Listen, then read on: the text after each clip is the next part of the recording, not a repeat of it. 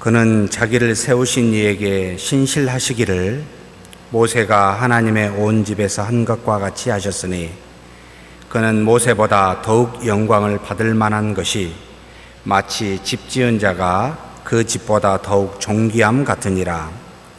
집마다 지은이가 있으니 만물을 지으신 이는 하나님이시라.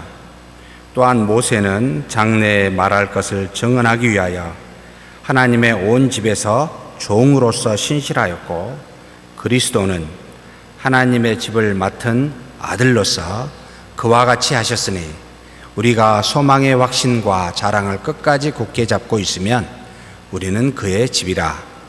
그러므로 성령이 이르신 바와 같이 오늘 너희가 그의 음성을 듣거든 광야에서 시험하던 날에 거역하던 것 같이 너희 마음을 완고하게 하지 말라.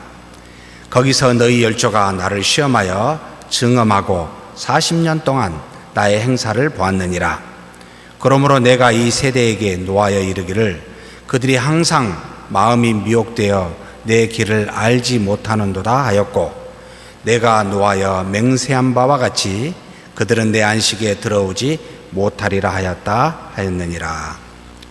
히브리서는 전통적으로 사도 바울 선생께서 믿었다가 다시 유대교로 뭔가 핍박과 현실의 어려움 때문에 다시 돌아가려고 하려는 유대인 기독교인들에게 쓴 일종의 목회 서신과 같다라고 처음에 정의하였습니다.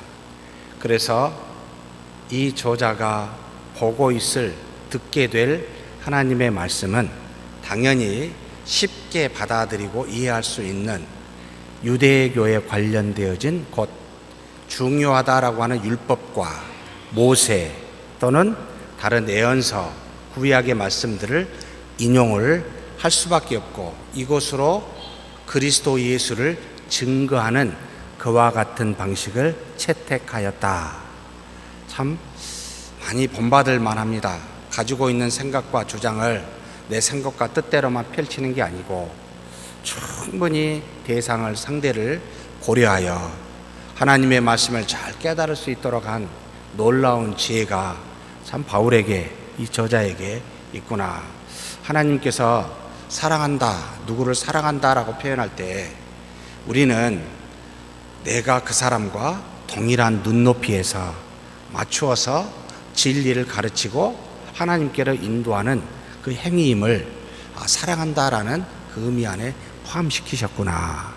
그래서 예수님도 우리의 눈높이에 맞추기 위해서 육신이 되어 말씀이 곧 육신으로 오셔서 우리에게 보고 만지고 듣고 깨달을 수 있도록 사람으로서 모든 것을 우리에게 가르치게 하셨구나 라는 생각을 하게 합니다. 오늘 읽은 본문은 1절에 이후에 2절부터 1절은 그러므로 하늘에 참여하도록 초대를 받은 거룩한 형제들아, 사도요 대제사장인 우리가 믿는 예수를 주목해 보아라 라고 명령어로 누구를 주목해라? 구약의 말씀, 모세 또는 여러 천사, 신비한 이적, 얼마든지 우리 눈을 빼앗을 만한 하나님과 근접한 것들이 있지만, 그러나 그것보다 훨씬 더 중요한 하나님의 아들, 사도요 대제사장이신 예수 그리스도를 집중해서 보라라고 먼저 명령하고 난 다음에, 그 이전에는 예수 그리스도는 누구보다 더 낫다? 천사보다 훨씬 나음을 수많은 말씀 구절을 통하여 증거하고 난 다음에 지금 2절부터 다시 예수 그리스도와 모세를 비교해서 우리에게 이 저자인 바울이 증거하고 있습니다. 2절은 제가 그냥 쉽게 표현해서 풀어서 말씀드리겠습니다. 그는, 곧 예수 그리스도는 모세가 그의 온 집에서, 모세의, 그러니까 하나님의 온 집에서 함과 같이 자기를 세우신 이에게 신실함을 가지고 있었습니다. 그러니까 예수 그리스도는 마치 모세가 하나님의 집에서 신실하게 했던 것과 같이, 행함과 같이 바로 예수 그리스도도 자기를 세우신 곧 하나님에게 신실하게 그 모든 일들을 감당했습니다 라고 2절에 그리 기록하고 난 다음에 3절에 그는 예수 그리스도는 모세의 영광보다 더 풍성하게 여겨지는데 더 풍성함을 갖고 있는데 그 영광이 훨씬 모세보다 큰데 라는 말인데요, 마치 그의 집을 지은 자가 그 집보다 더 존귀함 같도다. 마치 어떤 사람이 집을 지었는데 그 집보다 집 지은 사람이 훨씬 더 존귀함 같이 예수 그리스도는 모세보다 훨씬 더 영광스러운 분이십니다 라고 비교하였고, 그리고 또 4절도 각각의 집은 어떤 사람에 의해 세워지는데 만물을 지으신 이는 하나님이십니다. 그러면서 6절에 모세는 말해야 할 것을 증언하기 위하여 그 장래의 일을 말하는 것을 이것을 증언하기 위하여 하나님의 온 집의 종으로서 신실하게 행하였고, 그리스도는 하나님의 집을 맡은 아들로서 하나님 앞에 신실한 자입니다. 만약 우리가 소망의 확신과 담대함을 계속 잡고 있다면 우리는 그의 집입니다. 다 이해가 되시죠? 무슨 말인지 조금 더 깊이 들어가서 살펴보겠습니다. 2절부터 5절, 6절까지는 그리스도와 모세를 지금 비교해서 그리스도의 월등함을 드러내고 싶습니다. 왜 그랬을까요? 구약의 모든 유대인들은 가장 존경한 사람이 아브라함과 모세 그리고 선지자 엘리야였습니다. 이 세 사람은 굉장히 유대인들에게는 지극히 중요한 인물입니다. 우리 한국 사람은 위대한 존재가 누구죠? 우리나라에서 세종대왕, 왕으로는 또 장군으로는 이순신 장군, 또 누가 있습니까? 네? 자기 아버지시라고요? 네? 독립운동 하셨던, 예. 장님 그러시군. 생각이 잘 안. 그와 같이 민족마다 위대한 인물이 있는데 이것을 지금 정확하게 바울이 알고 모세를 의도적으로 좀 끌어들였습니다. 왜 모세가 중요했습니까? 모세를 통해서 하나님이 주신 모세 오경이라는 토라, 이 율법을 가장 중시 여기고 있는 유대인들이었기 때문에 그렇습니다. 그리스도를 믿다가 이 그리스도를 믿는 믿음이 결국은 다른 유대인들로부터 유대교를 따르는 모세 오경과 또 다른 여러 구전을 따르는 유대인들로부터 핍박을 받으니까 못 견딘 거예요. 그리스도인들이 다시 돌아가자. 현실에서 살려면은 그 현실에 있는 것들을 받아들여야지. 이것도 하나님의 말씀이지 않느냐. 굳이 애매모호한 이단과 같은 신종, 새로운 종교인 이 그리스도교를 따르는 것은 좀 위험하다라고 생각하여 흔들리고 있는 사람들에게 지금 쓰고 있는 서신이기 때문에 의도적으로 모세를 끌어서 지금 이야기를 합니다. 뭐라고 이야기합니까? 모세와 그리스도는 먼저 하나님의 온 집에서 공통적으로 어떤 사람이다? 신실한 사람이라는 겁니다. 먼저 모세도 그리스도도 신실한 사람입니다. 생애를 한번 살펴보면 여러분, 모세는 40년은 먼저 40세까지 어디서 살았죠? 바로의 궁전에서 살았고, 나머지 40년 80세까지는 미디안 광야에서 살게 되었고, 나머지 40년은 하나님의 시키는 종으로서 하나님의 일을, 곧 이스라엘 백성을 이끄는 일을 행하였습니다. 40년 동안 교육을 받았고 편안한 궁전에서 40년 동안 아주 험한 세상에서 훈련을 받았고, 그리고 80년의 훈련을 받은 이 모세는 하나님께서 부르서 이제는 결국 하나님의 뜻을 이루는 그와 같은 나머지 3분의 1의 40년을 보내게 됩니다. 가끔 그런 생각을 저도 해봅니다. 하나님께 쓰임받는 기간은 내 인생의 3분의 1만 돼도 참 감사하겠다. 하나님께서 모세를 보면 40년은 준비시키고 훈련시키신 기간이라면 나머지 3분의 1은 하나님께 쓰임받는 일꾼으로 사용됐듯이 3분의 1만 돼도 얼마나 감사할까. 우리가 현재 한 몇 살이나 사는가요? 많이 잡아서 90살을 산다면 몇 년 정도는 하나님께 쓰임을 받아야 됩니까? 60세부터네요. 60세부터 시작입니다. 그런 생각이 들어서 나는 아직도 50대니까 훈련받는 기간이다. 좀 위안이 됩니다. 물론 90세까지 못 살 수도 있습니다만 3분의 1이라도 하나님께 쓰임받고 3분의 2는 그 정도도 사실 훈련해서는 안 되고 부족한 우리 아닙니까? 하나님이 사용한 3분의 2 기간이 결국 3분의 1을 쓰시기 위해서 훈련하시는, 그래서 전체가 하나님의 역사다라고 이해합니다만 모세는 그렇게 살았습니다. 그리스도는요, 이 땅에 오셔서 육신으로 똑같이 태어나서 살다가 몇 년도에 몇 살에 주의 일을 감당하셨죠? 30살에 30년을 우리와 같이 사셨습니다. 그리고 몇 년을 공생애를 했죠? 3년을 했습니다. 이게 더욱더 은혜가 됩니다. 이야, 10분의 1이다. 10년, 나머지 10분의 9는 훈련받고 예수님도 10분의 1을 10분의 1만 그러면 90살이면 몇 년 일하시면 됩니까? 9년. 그러면 몇 세부터 해야 됩니까? 80세부터. 여기 지금 다 80세 안 되셨죠? 참 위안이 되고 위로가 됐습니다.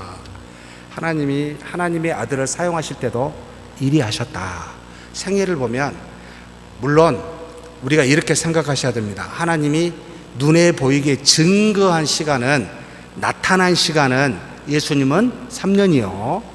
모세는 40년인데 예수님의 30년, 그 이전의 30년은 역사 안 하셨을까요? 모세의 80년은 하나님은 침묵하고 가만히 계셨을까요? 그래 생각하면 어린이지요. 보이지 아니하게, 물 밑에서 나타나지 아니하게 역사하고 계시는 하나님을 알아야 되겠죠. 훈련 준비시키십니다. 그리고 때가 되면 사용하사 드러내십니다. 드러내시는 것도 하나님이시요, 드러내지 아니하시며 훈련시키신 것도 하나님이십니다. 다 감사할 조건이지요. 여러분, 드러내지 않는 기간이 없었다면 드러낼 수 있는 기간이 있었겠습니까? 그래서 이 땅에 눈에 보이는, 여러분, 빙산은 몇 분의 몇만 보이죠? 예? 10분의 1만 보이지요. 다 진리를 그렇게 가르쳐주고 있습니다. 10분의 9는 보이지 않지만 훨씬 거대하게 준비시키고 훈련시키십니다. 물 위에 떠있는 오리 보셨습니까? 그 밑에 다리는 혹시 보신 적 있습니까? 얼마나 빨리 이 다리를 헤엄치고 있는 거 혹시 보신 적 있습니까? 잔잔하게 위에 있는 것처럼 보이지만 밑에서는 치열하게 그 물을 거슬려 올라가기 위해서 굉장히 빨리 다리를 움직이고 있는 동영상을 한번 봐보십시오. 차라리 보이지 않는 부분이 훨씬 더 중요한, 그래서 보이는 부분을 지탱하는 그와 같은 하나님의 역사를 우리 생애에도 그렇게 하신다라고 보셔야 됩니다. 그래서 모세와 그리스도는 하나님의 온 집의 신실한 자인데 그렇게 생애를 그렇게 하셨는데 부르신 이유는 뭐였습니까? 모세를 왜 불렀습니까? 출애굽기 3장 10절에 나와 있습니다. 모세를 부른 이유가 같이 한번 읽겠습니다. 이제 내가 너를 바로에게 보내어 너에게 내 백성 이스라엘 자손을 애굽에서 인도하여 내게 하리라. 바로에게 보내서 못하게 하겠다고요? 내 백성 이스라엘 자손을 애굽에서 인도하기 위하여, 곧 종살이로부터 구원시키기 위하여 하나님께서 모세를 택하여 사용하신 이유입니다.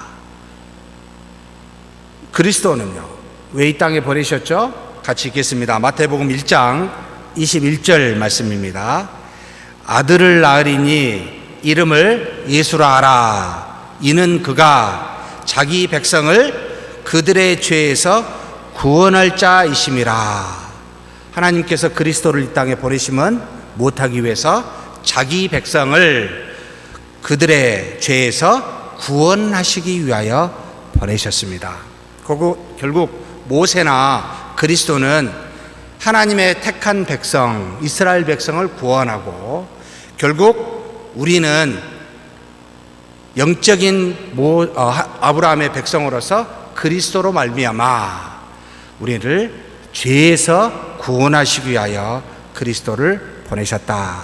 결국 둘 다 하나님의 택한 백성을 구원하시는데 그 목적이 있습니다. 보내신 이유는. 자, 그렇다면 부르심의 방법은 어땠을까요? 자, 모세를 어떻게 하나님은 부르셨을까요? 출애굽기 3장 4절입니다. 다 같이 한번 한 목소리로 읽겠습니다. 여호와께서 그가 보려고 돌이켜 오는 것을 보신지라. 하나님이 떨기나무 가운데서 그를 불러 이르시되 모세야 모세야 하매 그가 이르되 내가 여기 있나이다. 자, 모세를 하나님이 어떻게 불렀죠? 일단 어디에서 불렀죠? 떨기나무 안에서 그를 모세야 모세야 불러서 오게 되었습니다. 떨기나무 혹시 보신 적 있습니까? 떨기나무가 불에 타는 것은 굉장히 흔한 일입니다. 왜냐하면 가시와 같이 덩굴이 되어 있어서 사막 같은 데서 바람이 불면 이게 동글동글한 게 굴러다니면서 마찰에 대해서 타버립니다. 그래서 불이 잘 나요.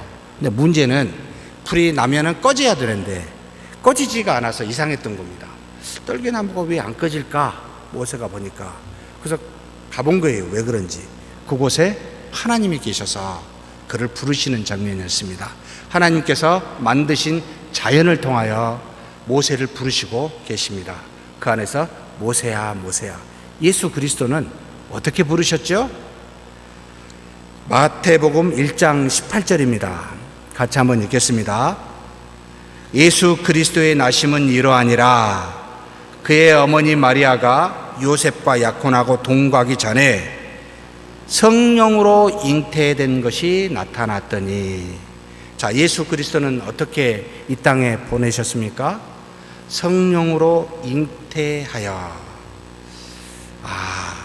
하나님의 아들이 이 땅에 오신 것과 하나님이 택하여 세운 종의 부르심은 굉장한 차이가 있구나. 하나님께서 모세를 부를 때는 만드신 자연을 통하여 이 땅에 태어나서 훈련된 어느 정도의 하나님이 기간을 거치게 하고 난 다음에 때가 되어 부르시는 일이 있습니다. 모세야 모세야, 사무엘아 사무엘아, 다이다 다 부르듯이 우리는 하나님께서 부르시는 어떤 날이 있습니다. 그런데 예수 그리스도는 어떻게 하셨어요?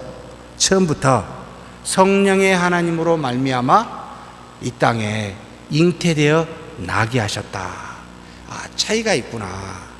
자, 그러면 생애도 차이가 있고 그 다음에 부르심의 목적도 조금 차이가 있습니다. 방법도 차이가 있습니다.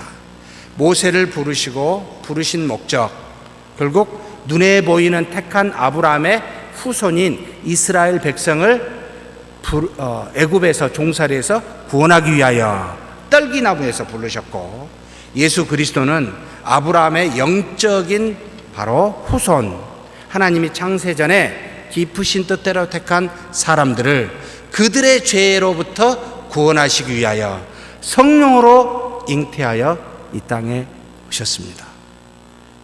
차이가 있습니다. 하나님의 뜻을 이루어가는 신실한, 하나님의 집에 충실한 신실한 자들이지만 그러나 상당한 차이가 있구나. 그래서 누구의 영광이 더 크다고요? 예수 그리스도의 영광이 모세보다 크다라고 증거하고 있습니다. 구약을 알고 있는, 모세를 알고 있는 유대인들에게 누가 더 큰지 한번 봐라 라고 지금 비교하여 가르쳐주고 있는 내용입니다. 둘 모두 하나님의 집을 세우는 자들이면 틀림없습니다. 곧 하나님의 뜻을 이루시기 위해서 하나님이 보내신 자들이면 맞습니다. 그래서 신실한 자들이면 맞는데, 그러나 분명한 차이가 있음을 가르쳐주고 있습니다. 자, 그렇다면 그리스도가 모세보다 더 영광받을 자라고 이야기했는데 두 가지 형태로 이 바울은 이야기합니다. 무슨 예를 들었습니까? 첫째는 집 지은 자가 그 집보다 더 존귀하지 않느냐라고 묻습니다. 여러분, 집은 누구에 의해서 지어지죠? 설계자에 의해서. 설계자는 어떻게 의해서 이걸 짓습니까? 집주인이 이와 같은 집을 짓고 싶은데 이런 것을 좀 해주십시오 라고 그 아이디어를 받아서 법에 따라 정해진 룰에 따라 정확하게 설계를 하게 됩니다. 곧 만들어진 집은 무엇이 반영이 되어 있습니까? 주인의 뜻이 반영이 되어 있죠. 그래서 아주 예쁘고 정말로 훌륭한 집은 곧 누구가 예쁘고 훌륭한 아이디어를 갖고 있다는 뜻입니까? 그 집을 짓고자 하는 소유주가 그 사람의 뜻에 그것에 달려 지어지기 때문에 그리합니다. 그래서 상식적으로 생각해도 집보다 만든 설계한 그 집 주인의 어떠한지가 훨씬 중요하지 않겠느냐. 그것이 반영되기 때문에, 그래서 집은 그것을 보여주고 있기 때문에 누가 더 존귀하겠느냐, 집이냐 집을 지은 사람이냐 라고 지금 이렇게 묻는 겁니다. 사랑하는 성도 여러분, 만물이 귀하지요, 아름답지요, 소중하지요. 우리의 자녀들, 우리 주변의 사람들 보면 정말 얼마나 귀합니까? 그런데 이것을 만든 분이 더 귀하지 않겠습니까? 이것을 우리에게 이렇게 허락하여 제공하신 분이 얼마나 아름답고 존귀한 분이기에 이와 같은 아름다운 세계를 주셨겠습니까? 이걸 생각하면 우리의 존귀함은 누구에게 가야 됩니까? 집이 아니라 집 지은 자. 그래서 뭐라고 이야기하죠?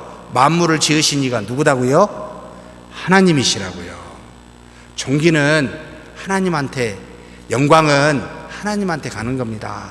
만들어진 것은 여러분 그것을 반영하고 있다는 겁니다. 그래서 세상에 만들어진 모든 만물은 무엇을 반영하고 있습니까? 하나님의 그 어떤 것을 담지하고 있습니다. 만물이 아름답습니까? 그러면 하나님은 그 아름다움을 드러내게 하신 아름다움의 뭐죠? 근원입니다. 존재의 근원입니다. 하나님에게서 나왔기 때문에 아름답습니다.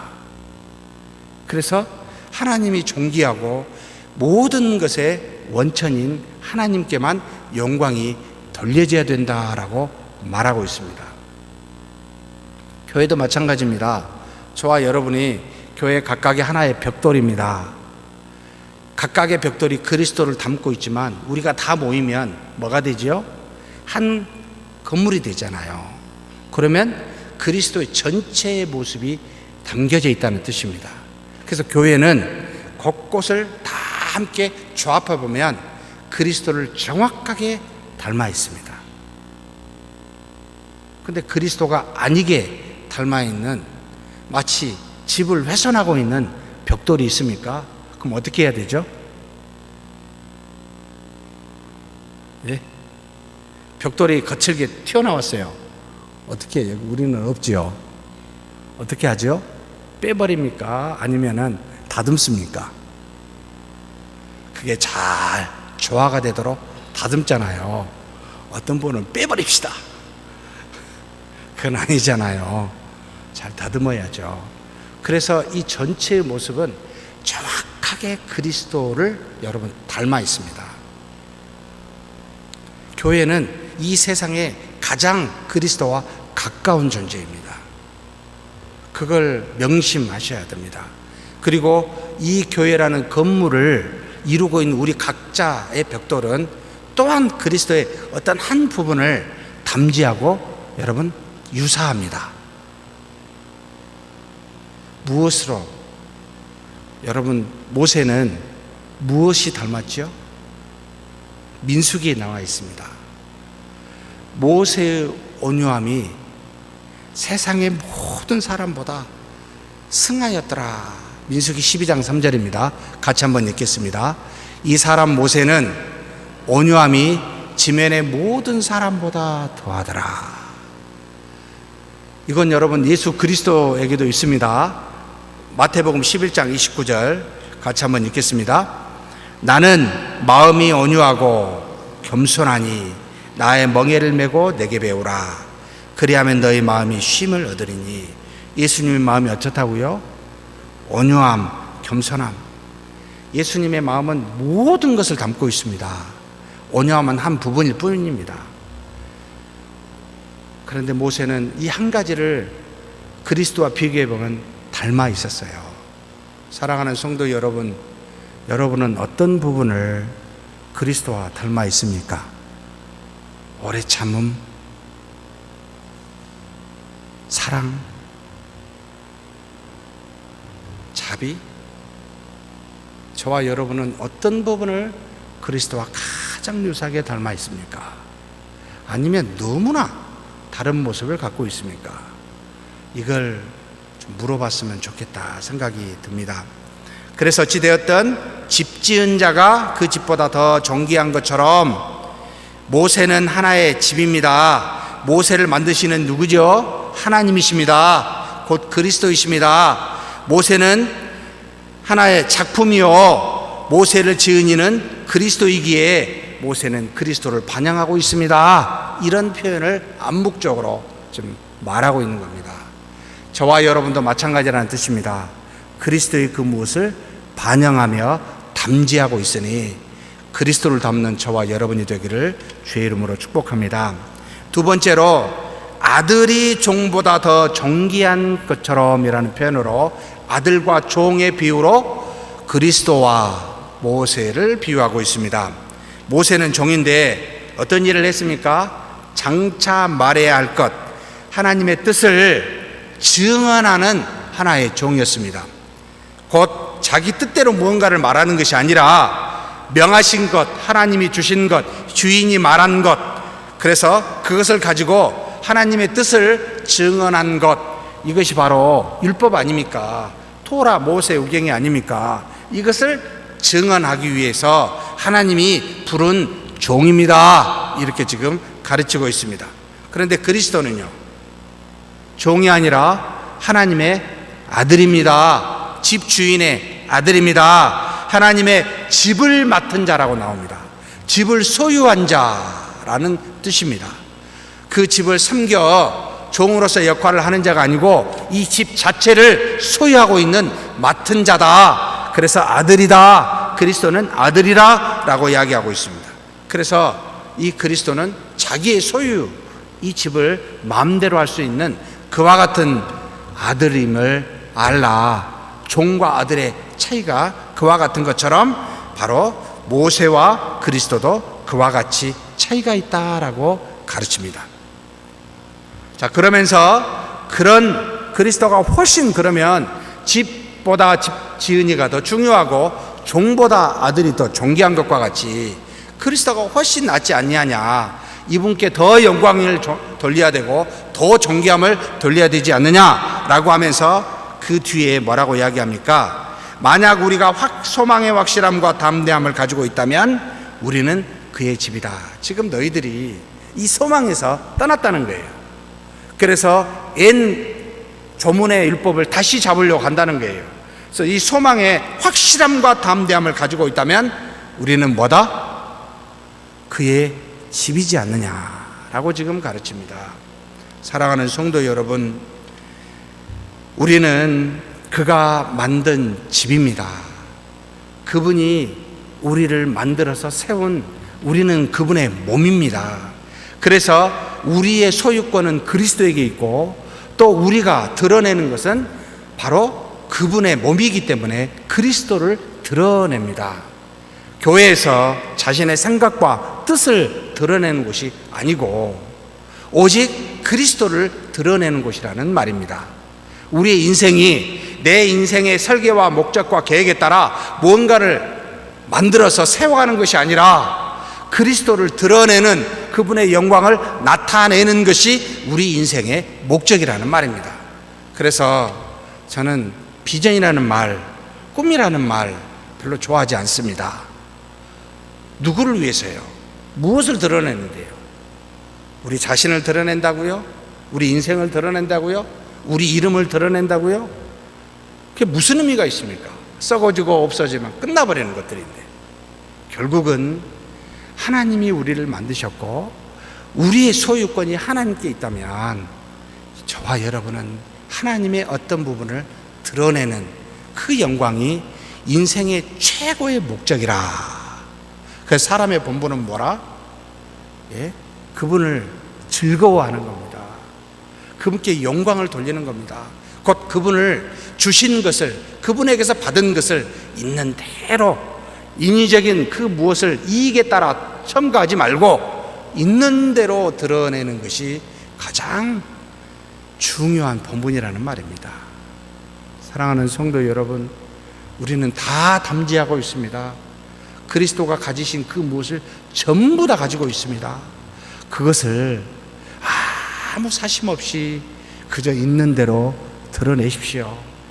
그것으로 말미암아 주변에 많은 사람이 하나님의 살아계시는 아들이 저분에게 있다라는 것을 깨닫게 되고 은혜를 받게 되고 기쁨을 얻게 됩니다. 그것이 수많은 사람에게 영향을 줍니다. 내가 무엇을 계획하여 성취하여 이룬 것이 여러 사람에게 유익을 준 것이 아니라 하나님이 주신 것을 있는 대로 드러내는 것이 가장 큰 기쁨이요 영광입니다. 그래서 자연에 나가면 여러분 기분이 좋습니까? 기분이 나쁩니까? 네. 내일 3월 1일이잖아요. 비가 안 왔으면 좋겠는데 우리가 어디 갑니다. 교육위원회에서. 어디를 가면 주로 어디 가죠? 산이나 바다로, 강으로 가죠. 혹시 시장으로? 왜 웃으십니까? 우리 어디 시장으로 가면 안 됩니까? 사람 많은데. 왜 안 가죠? 여러분, 사람을 만나고 오면 머리가 어떻습니까? 맑아집니까? 머리가 아픕니까? 왜 자연에 가면 우리 마음이 기쁘고 즐겁고 왜 사람을 만나면 머리가 아플까요? 기분이 좋다가 꽃을 보면 기분이 확 상해가지고 혹시 기분 나쁘신 분 계십니까? 왜 그렇게 되지 않을까요? 자연은 거짓말을 안 하기 때문에 그렇습니다. 첨가한 적이 없기 때문에 그렇습니다. 그래서 기독교가 오기 전에도 이 땅에 여러분 무위, 무불위, 노장사상이죠. 도장사상은 종교가 되기 이전에 있었던 철학적 사상이었는데 아무것도 하지 않으므로 모든 것을 할 수 있다. 자연은 스스로 그러하다라고 이 땅에 있는 만든 피조물만 가만히 살펴도요 진리를 발견할 수 있습니다. 참 선인들이 똑똑했다. 하나님이 만든 자연을 보면 넘치지도 않고 부족하지도 아니하다라고 무위 무불리를 말했습니다. 그대로 두면 너무나 좋다는 겁니다. 근데 인위적으로 뭔가를 생각해서 개입하면 부족하게 되고 넘치게 돼서 문제를 야기한다. 하나님이 우리에게 주신 것 있는 대로 드러내신 것이 가장 좋습니다. 그래서 교회 안에서도 인위적인 열심을, 인위적인 노력을 하지 마십시오. 이게 가식입니다. 바리새인처럼 주신 믿음대로 그냥 자연스럽게 마음속에 하나님이 행하신 대로 여러분 드러내십시오. 자신의 이름과 생각, 남들에 대해서 여러분 고려하지 않습니다. 지나치게 생각지 않습니다. 하나님의 말씀이 그러하면 예, 아니다 하면 아니요 만 딱 합니다.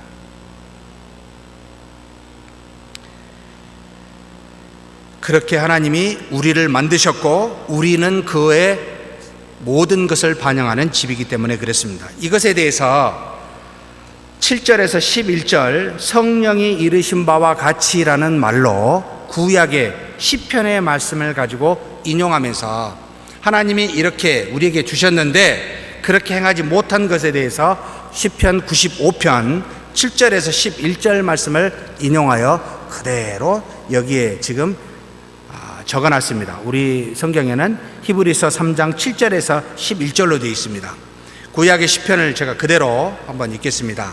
그는 우리의 하나님이시요 우리는 그가 기르시는 백성이며 그의 손이 돌보시는 양이기 때문이라. 오늘 그의 음성을 듣거든 너희는 무리바에서와 같이 또 광야의 마사에서 지냈던 날과 같이 너희 마음을 완악하게 하지 말지어다. 그때 너희 조상들이 내가 행한 일을 보고서도 나를 시험하고 조사하였도다. 내가 40년 동안 그 세대로 말미암아 근심하여 이르기를 그들은 마음이 미혹된 백성이라 내 길을 알지 못한다 하였도다.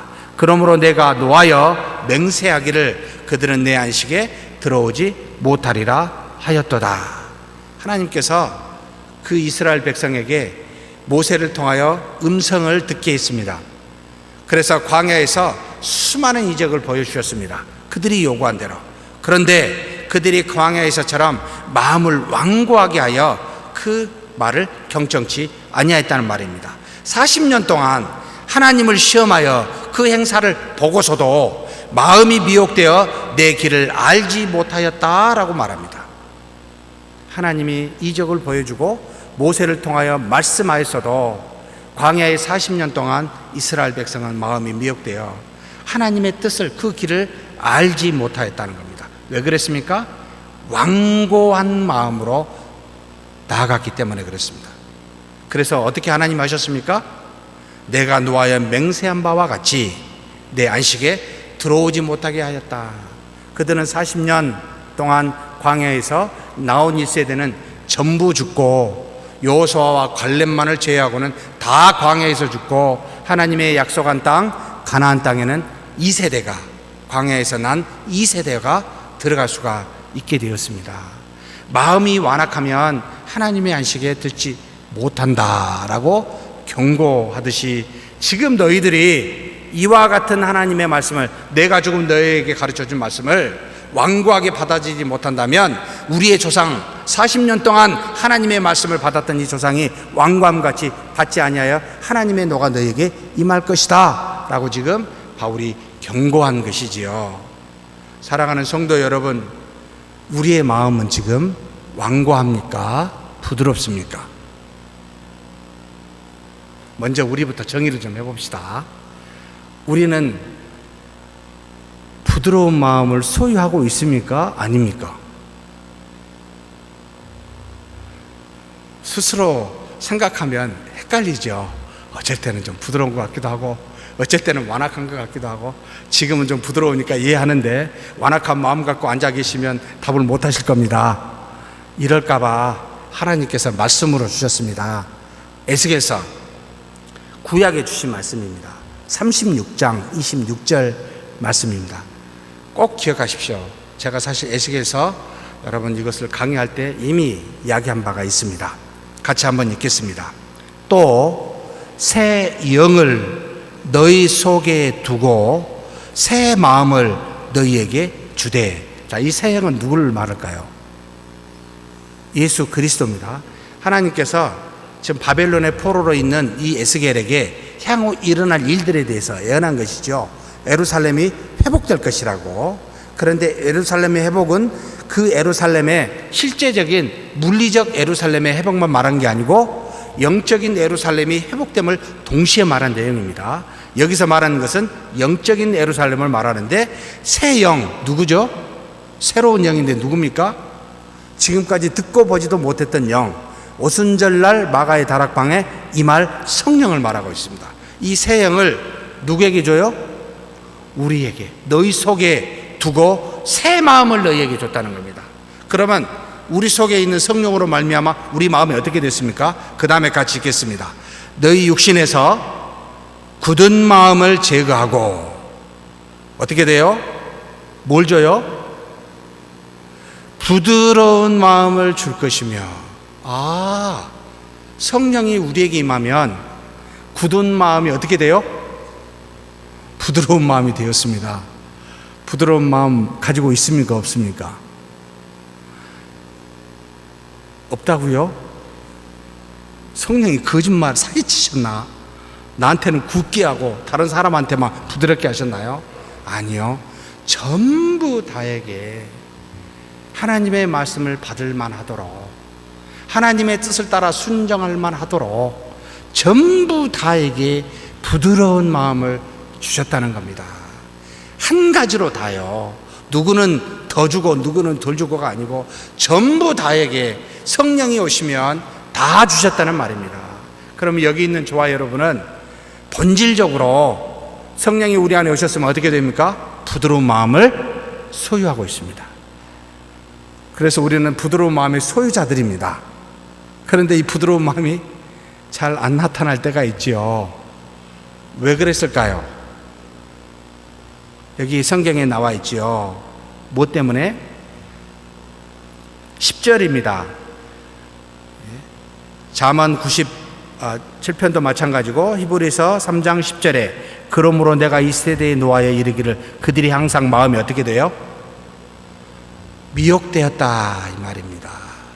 부드러운 마음을 주셨는데 미혹이 되어서 완고하게 되어 있습니다. 무엇으로 미혹이 되었을까요? 네?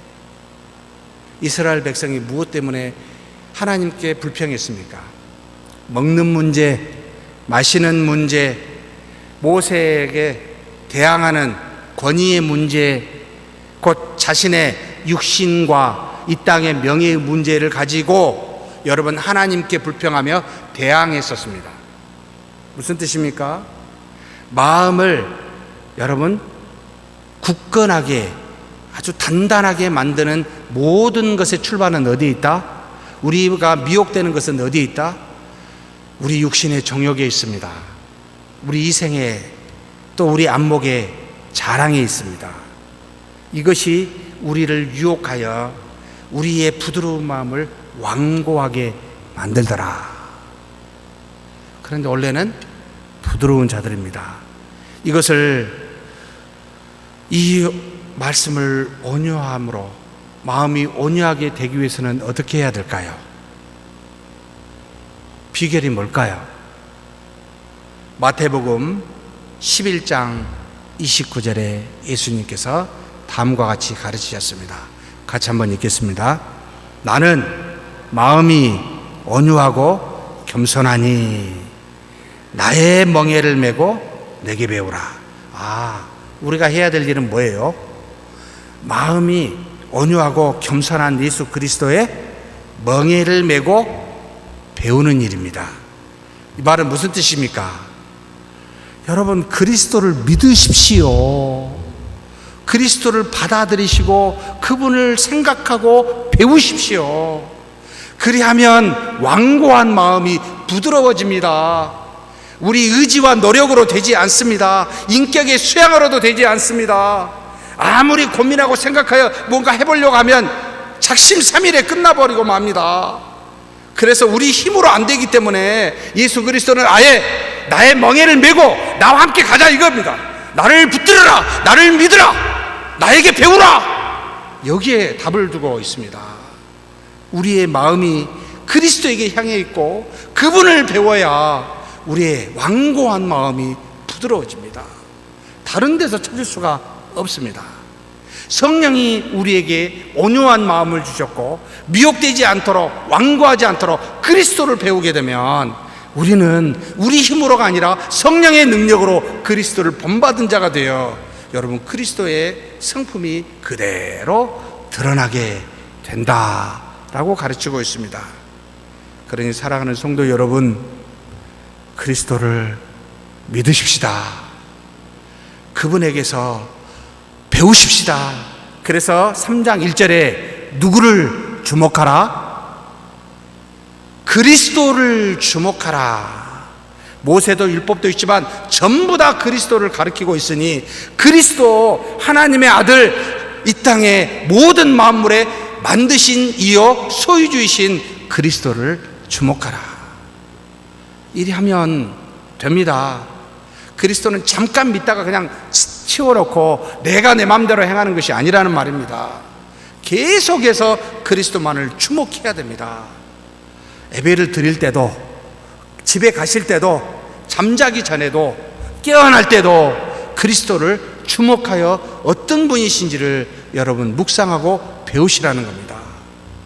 이게 우리 마음이 미혹되지 아니하고 온유함으로 하나님의 마음을 받을 수 있는 자가 된다라고 가르치고 있습니다. 그렇게 믿고 배우는 저와 여러분이 되기를 주의 이름으로 축복합니다. 하나님 아버지 감사합니다. 이 땅에 우리에게 오신 수많은 주의 종들이 있었지만, 그러나 아들이신 하나님보다 더 존귀하지 아니하고 더 영광스럽지 아니함을 고백합니다. 이 땅에 오직 만물을 만드시고 그리고 소유주로서 이 땅에 오신 하나님의 아들이신 그리스도만을 믿고 바라보며 그분에게서 모든 것을 배우는 우리가 되게 하여 주시옵소서. 우리 주님 예수님의 이름으로 기도하옵나이다. 아멘.